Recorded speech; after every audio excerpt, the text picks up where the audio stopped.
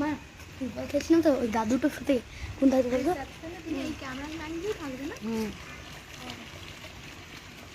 ওই দাদুটা বলছে, শুনো শুনো, দাদু বলছে চল আমাকে খেলবো তোর সাথে। খেললো আমার সাথে ওই যে বলে ওইটা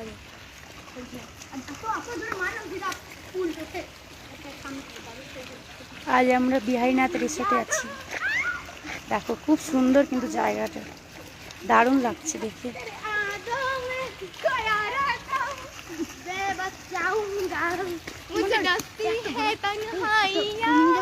ভালো ফুল নিয়ে যাবে।